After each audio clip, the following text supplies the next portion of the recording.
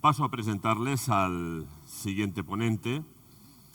Él es doctor arquitecto, responsable de la Unidad de Calidad de la Construcción del Instituto Eduardo Torroja, miembro del equipo técnico de apoyo al Ministerio de Vivienda y Agenda Urbana para la elaboración del documento básico Seguridad de Utilización y Accesibilidad y sus documentos de apoyo, comentarios, etcétera, así como para dar respuesta a las consultas interpretativas.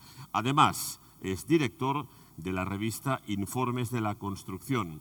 La ponencia que vamos a escuchar lleva como título El Código Técnico de la Edificación, 20 años y sigue evolucionando. Y la va a defender, la va a verbalizar y lo presento Juan Queipo de Llanos.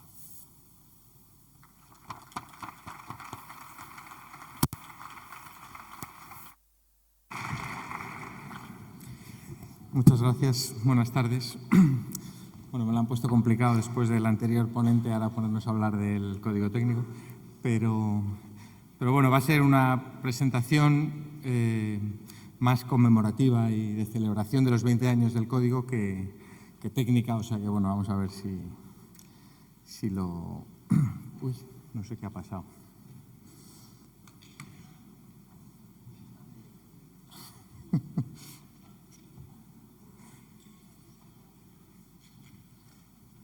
Le vuelvo a dar algo.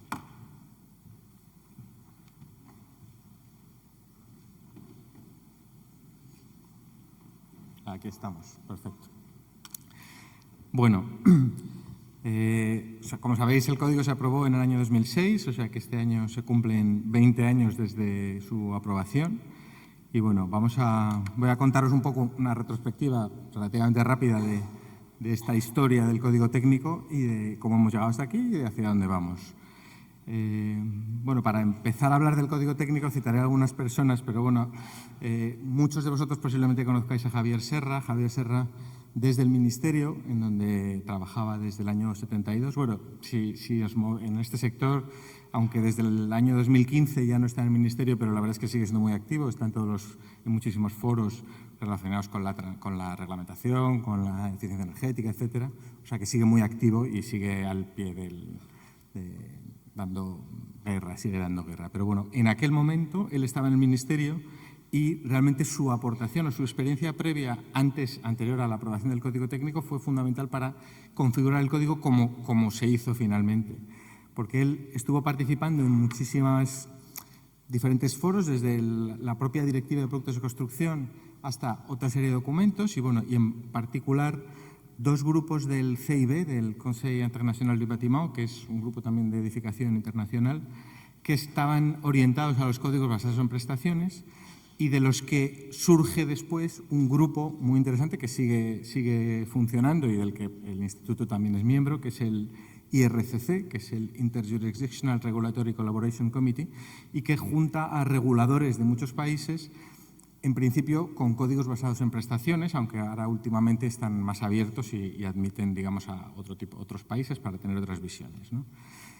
A partir un poco de toda esta experiencia previa, pues llega un momento en el que la LOE, que es del año 99, pues mandata que se elabore un código técnico de la edificación y se juntan un poco muchas de estas cuestiones, ¿no? Por un lado, una necesidad de armonización a nivel europeo de pues, la Directiva de Productos de Construcción, los eurocódigos, etcétera, que digamos, nos orienta un poco a todos los Estados miembros a unificar un poco, y ahí hay unos requisitos que son los requisitos esenciales de la directiva, que son los que se recogen y vertebran un poco todo, y otra serie de cuestiones. Se empezaba a hablar ya de temas energéticos con el protocolo de Kioto y teníamos una normativa en aquel momento pues, que era un poco desestructurada porque estaba compuesta por documentos que se habían ido haciendo en diferentes momentos y por lo tanto no tenían una visión unitaria. Era incompleta en algunas cuestiones, obsoleta en otras y pues, se pretendió pues, darle un carácter unificador a todo ello.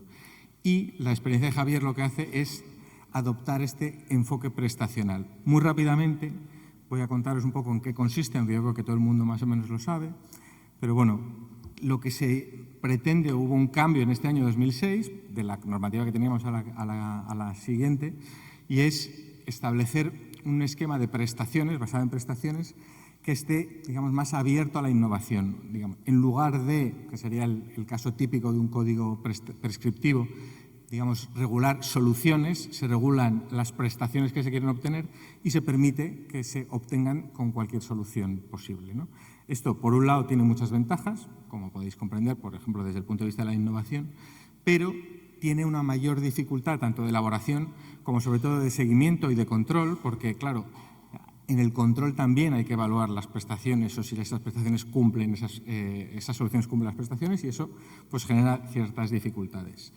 Era un poco el modelo, y sigue siéndolo, de estos países, en general países normalmente de la órbita anglosajona, que sí que están más acostumbrados por sus sistemas jurídicos a tener modelos basados en prestaciones y, digamos, poca reglamentación y muchos documentos de guía de soluciones aceptadas y demás, que en eso sí que nos diferenciamos un poco.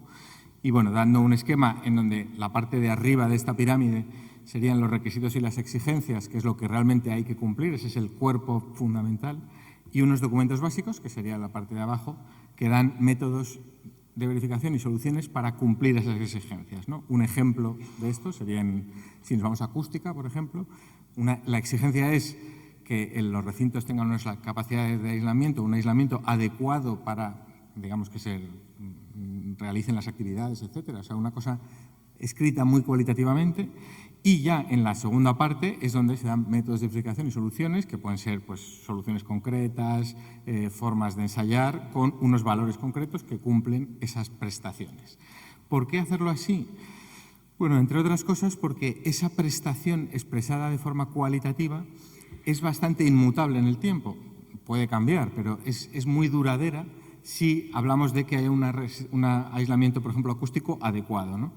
Pero el número en sí, el número sí que va cambiando. El número cambia en función de muchos parámetros, por ejemplo, económicos o sociales, o, digamos, demandas de la propia sociedad que quiere pues, vivir en casas mejores o que se va aumentando estos niveles de calidad en las viviendas. Y no necesitamos cambiar la prestación, porque la prestación siempre es la misma, ¿no? Que haya un adecuado aislamiento entre las viviendas, por ejemplo, pero nos permite, en esta segunda parte de esto, del código, ir mejorando esas condiciones sin necesidad de cambiar las exigencias. Y luego la otra parte fundamental, sobre todo en nuestro esquema, que es un poco más rígido que estos países anglosajones de los que hablaba antes, porque nosotros sí que tenemos todo escrito en el BOE y todo es reglamentario. Estas soluciones, estos métodos de verificación también son reglamentarios, cuando en estos países que os decía, lo reglamentario solo es la prestación. Luego lo otro son guías o documentos de ayuda que la propia administración proporciona, pero digamos que esto aquí todavía no es así, esto a lo mejor es algo que habrá que ir avanzando en el futuro, pero lo que sí que se plantea es que hay dos vías de cumplir el código, la de cumplir los documentos básicos, que son ya estas soluciones, o soluciones alternativas, que son las que no cumplen estos documentos básicos, siempre que se justifique que se alcanza el mismo nivel de prestación que si se hubieran utilizado. Ya esto es un poco lo complicado, ¿no? Aquí, a lo largo del tiempo, pues se va avanzando y es cierto que no son vías fáciles, depende mucho de los documentos, depende de las soluciones, hay soluciones prestacionales o, digamos, alternativas que son bastante fáciles de aplicar y hay otros documentos en donde es más complicado, ¿no? Pero bueno, esto nos ha dado, pongo aquí dos fotos que las dos me parecen graciosas, ninguna son realmente soluciones que se nos hayan planteado a nosotros, pero sí que recibimos, por ejemplo, nosotros en el instituto, muchos estudios de soluciones de este tipo, ¿no? O incluso sistemas de evacuación con toboganes helicoidales y cosas hemos analizado, o digamos muchas cuestiones de escaleras, etcétera. Pero bueno, esto da lugar a una discusión interesante, donde, bueno, también peligrosa, porque al final aquí hay unos problemas de responsabilidad, estas soluciones hay una responsabilidad directa del proyectista, hay también un problema con los técnicos de control, porque los técnicos de control también tienen dificultad para evaluarlas y bueno, es realmente interesante. Esto es cuanto al modelo, ¿no? Este modelo prestacional. ¿Qué es lo que se hizo en aquel momento? Pues se buscó un centro de investigación para desarrollar todo esto. ¿Y por qué? Bueno, pues muy brevemente, el instituto pertenece al Consejo Superior de Investigaciones Científicas, que es el organismo público de investigación más grande de España. Dentro de este gran organismo hay muchos centros, uno de ellos es el Torroja, que está destinado a las ciencias de la construcción Y dentro del Torroja, pues la unidad que hemos ido dando servicio al Ministerio en estas cuestiones es la unidad de calidad de la construcción, que está estructurada de esta forma. Aquí quería mencionar a la otra persona que creo que es importantísima dentro del desarrollo del Código Técnico, que es Luis Vega Catalán, que en aquel momento estaba en el Torroja y fue la persona que montó estos equipos y dirigió los trabajos durante la primera etapa. Luis Vega en el Instituto, Javier Serra en el Ministerio, y son los que dieron forma realmente al código este que conocemos, que hoy en día pues ya tiene unos equipos bastante ya más maduros y más numerosos dentro del Instituto, que son los que dan respuesta. Al principio sí que es cierto que se contó tanto con muchos investigadores de la casa como muchas subcontrataciones de muchos equipos de redacción externos en los primeros momentos, que luego ya han ido siendo asumidas por el propio Instituto. ¿Y por qué investigación? Bueno, pues para hacer reglamentación, aunque a lo mejor puede parecer desde fuera un poco extraño, es necesario investigar mucho, hace falta, bueno, primero aclarar muchos vacíos de conocimiento que son necesarios a la hora de poder poner un número y regular una cuestión.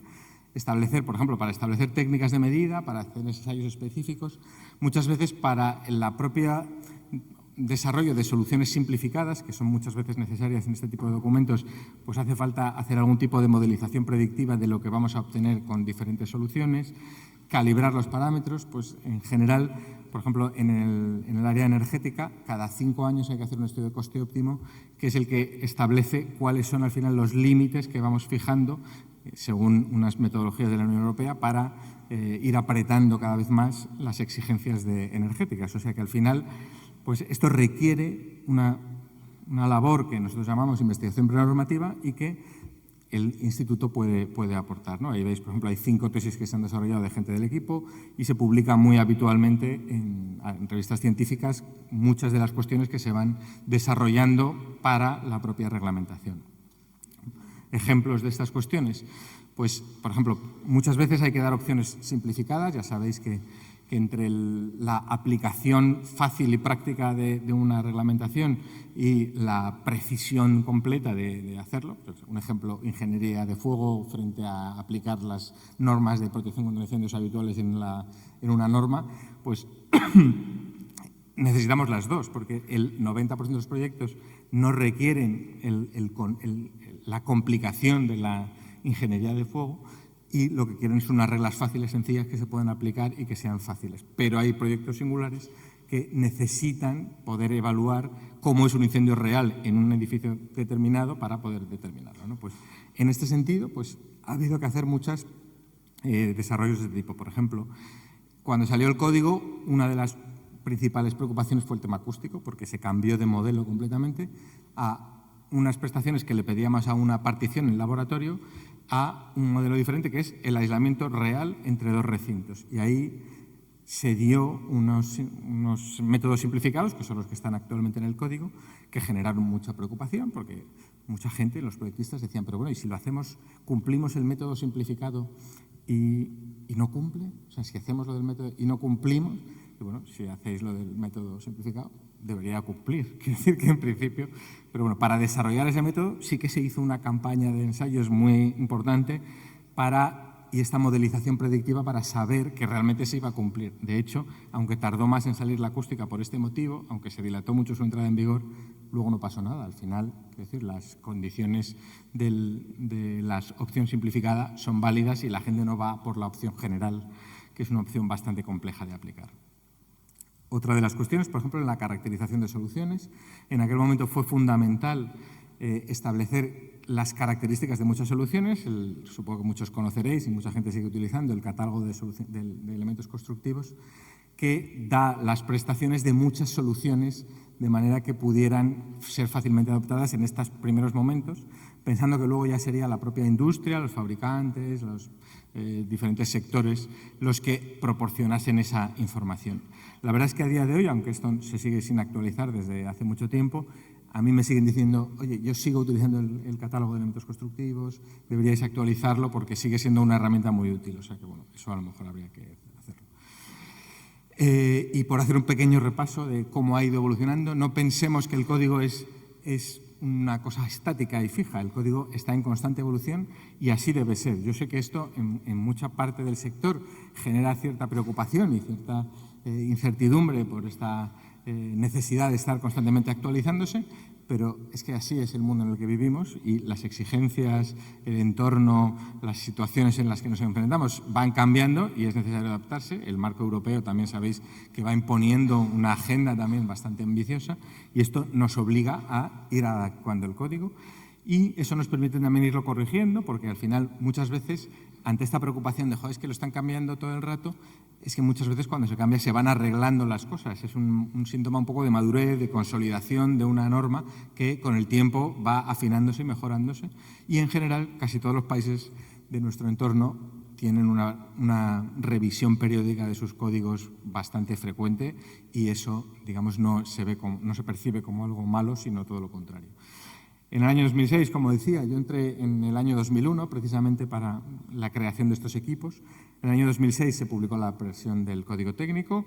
Ya digo que la protección frente al ruido tardó un poco más por esta dificultad que hubo al principio.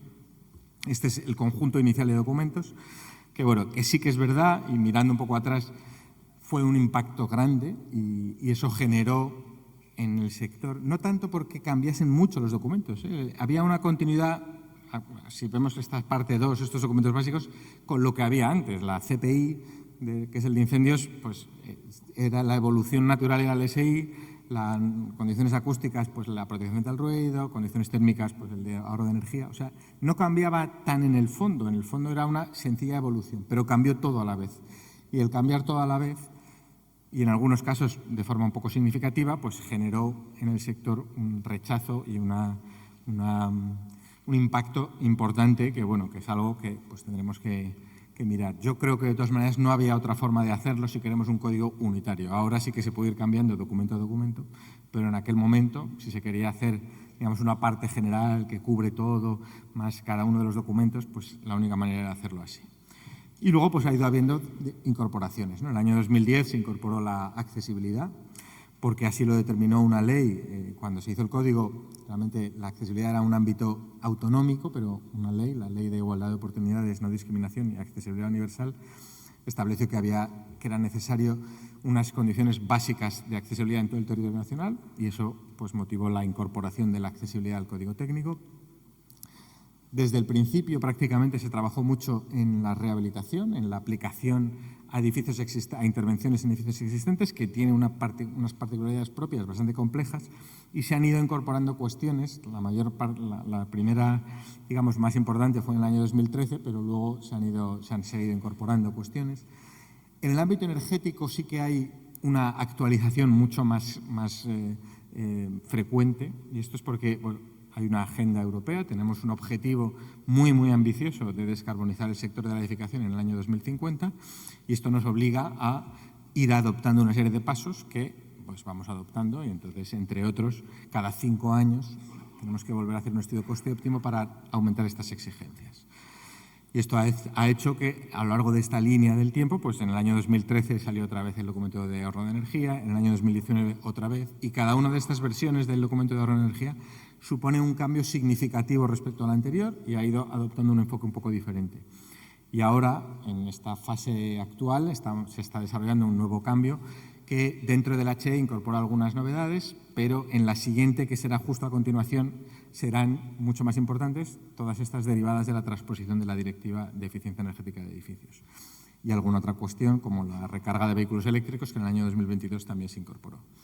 Y bueno, por mencionar también otros hitos importantes, el tema de la protección frente al radón se incorporó en el año 2019 y también ahí pues tenéis algunas otras cuestiones como los caudales de ventilación, modificaciones del SI relacionadas con el Reglamento de Seguridad en Establecimientos Industriales, así como, digamos, pequeños cambios. La verdad es que hay muchos documentos que hace mucho que no se cambian o de los que no se hace una revisión completa. Nosotros, desde el Instituto, sí que tenemos, digamos, preparadas revisiones profundas de los documentos que vamos recopilando cuestiones a lo largo del tiempo, pero bueno, también están esperando su momento y políticamente pues también es complicado y además como estas tramitaciones son muy largas y las de energía son muy frecuentes, pues también es complicado que vayan entrando. Y por destacar nada más que algunos aspectos que me parecen interesantes, pues además de estas dos partes que os contaba al principio, de la parte 1 de los documentos básicos, desde hace mucho se trabaja todavía en una parte más abajo, que es un poco lo mismo que hacen estos países que os decía, y es documentación o guías no reglamentarias, ¿no? Tanto los comentarios, si usáis el código supongo que usaréis la versión con comentarios, como muchas guías que van saliendo, ahora hay cada vez más guías que permiten una interpretación un poco más fácil y más clara de los documentos, no con la rigidez del texto reglamentario, que es un poco complicado. También hay que reconocerle al código que ha dado un salto en los temas de digitalización, pues tanto por los programas de verificación, sí, ya sé que el Hulk y que los programas de la administración no son una maravilla, pero es una forma de cumplir que hay pocos países que tienen, digamos, programas para cumplir gratuitos y que permiten un cumplimiento, una verificación de las exigencias. El certificado energético se hizo un impulso importante desde el Instituto y tenemos un formato único para todos los certificados energéticos de todas las comunidades autónomas, lo cual es una gran ventaja a la hora de explotar datos. Y luego también trabajamos en muchas herramientas de ayuda y validación que desde el Torroja se proporcionan. La página del código incluye muchísima información muy interesante que, si no la conocéis, no solo las guías, los documentos de apoyo, los comentarios, sino, por ejemplo, todas las versiones anteriores de los comentarios, de los documentos de apoyo, de los documentos básicos, con sus fechas, para que haya esa transparencia de poder ver qué es lo que estaba publicado en un momento. En caso, por ejemplo, de peritaciones, pues es interesante. O pues la cantidad de guías que ahora mismo hay en la página o se desarrollan, ¿no? Las de arriba son guías desarrolladas por el propio Ministerio y las de abajo son guías que desde el Instituto, dando servicio a los diferentes sectores, se han ido desarrollando. Y ya unas últimas palabras nada más sobre el futuro. Ahora mismo hay una revisión en marcha que sabéis que tiene como gran protagonista la sostenibilidad ambiental, estableciendo la obligación de declarar un potencial de calentamiento global y temas de movilidad sostenible. Esta mañana también hemos oído algo de los aparcamientos de bicicletas, etcétera. Esto también, porque esta directiva tiene muchas patas, pero con esto, con el potencial de calentamiento global, iríamos a una parte que nos faltaba, ¿no? Si queremos descarbonizar el sector de la edificación, y es que hasta ahora hemos actuado solo en lo que consume el edificio. Con el indicador de calentamiento global iríamos también a lo que consume al construir el edificio y luego nos faltaría el parque existente, que también consume mucho y que, por lo tanto, hay que rehabilitar, y de ahí entra el Plan Nacional de Renovación en el que hemos participado o la revisión de las escalas de certificación que va en la misma línea. Y ya, esta es la última diapositiva, una reflexión un poco positiva, porque veo que, por ejemplo, esta mañana también se habla mucho del código como en términos un poco negativos, ¿no? Yo siempre he entendido, y estoy profundamente convencido de que es así, que el código no es un capricho de la Administración, o sea, no va de la Administración hacia la sociedad, sino al revés. El código lo que siempre ha pretendido es canalizar las aspiraciones de la sociedad de cómo quiere sus edificios, de la calidad de los edificios que quiere y dejarlo ahí patente. Pero quiero decir que el código está al servicio de la sociedad y no es al revés, no es una imposición de la Administración, sino al revés. Y nada más. Muchas gracias.